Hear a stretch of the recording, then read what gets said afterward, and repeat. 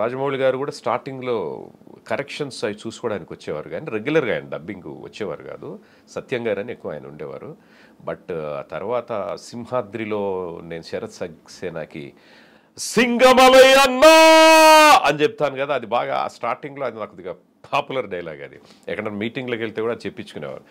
అది కరెక్షన్స్కు ఆయన దగ్గరుండి చెప్పించుకున్నారు. అట్లాగే చాలా కాలం తర్వాత RRRలో సముద్రకని గారికి డబ్బింగ్ చెప్పేప్పుడు కలవడం జరిగింది. ఎందుకంటే గ్రేట్ డైరెక్టర్ ఆయన, ఇప్పుడు ఇంటర్నేషనల్ డైరెక్టర్ అయ్యారు.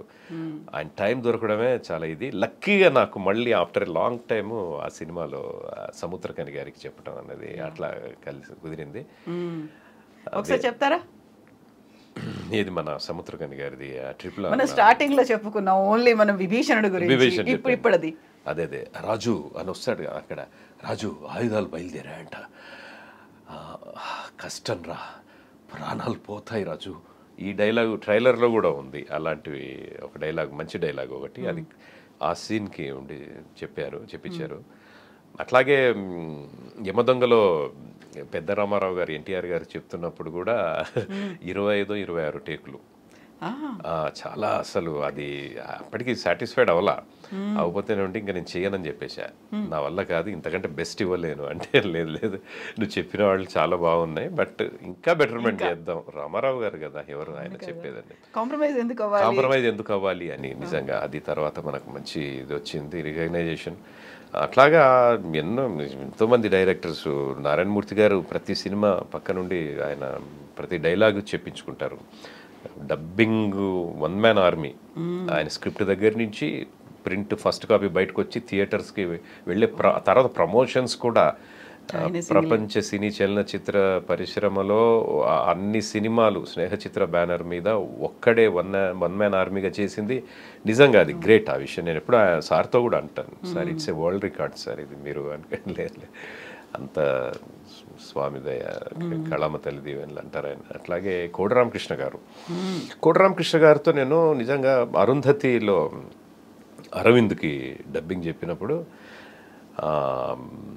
చాలా ఆయన దగ్గరుండి చెప్పించుకున్నారు.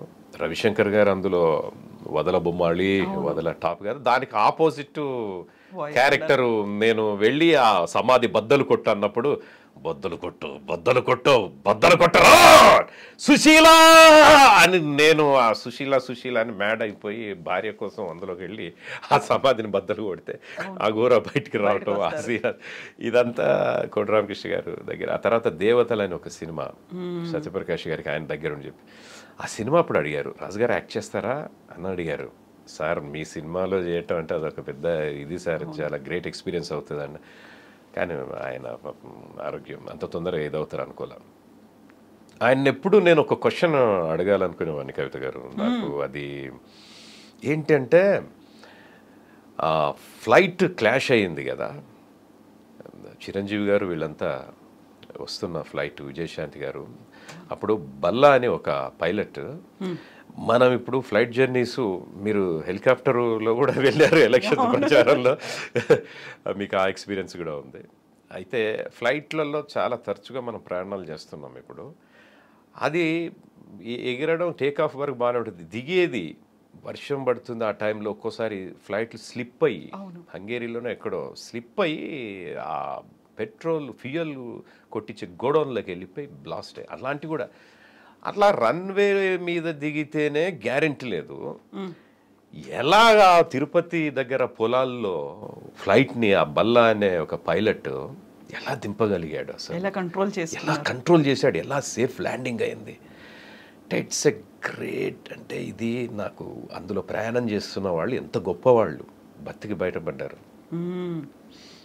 చిరంజీవి గారు నిజంగా కారణజన్మలు ఆయన అనిపిస్తుంది. మరి ఏంటి అసలు మామూలుగా దిగటమే ఇబ్బంది, అలాంటిది పొలాల్లో ఏ కరెంటు తీగ ఎక్కడ తగిలినా ఏం తగిలినా ఎలా వీళ్ళు అన్నది ఇప్పటికీ నాకు కారణజన్ములకు అలా జరుగుతుంది అని అనుకుని, ఎస్ అలాంటి కారణజన్ములు ఉన్నప్పుడు భగవంతుడు తప్పకుండా ఆ ప్రమాదాన్ని అట్లాగా దైవహస్తాన్ని అడ్డం పెట్టి తప్పిస్తారన్నది. That was a great incident in the history of. నేను తర్వాత ఎన్జీసీలో ఎంతో ప్లేన్ క్లాషెస్ అవ్వడం, ఎయిర్ క్రాఫ్ట్ క్లాషెస్ అవ్వటం, ఇవన్నీ చెప్తా ఉంటాం డాక్యుమెంటరీలు. చాలా కష్టం 1000లో ఒక ల్యాండింగ్ కూడా అలా జరగదు, లక్షలో కూడా ఒక ల్యాండింగ్ అలా జరగదు.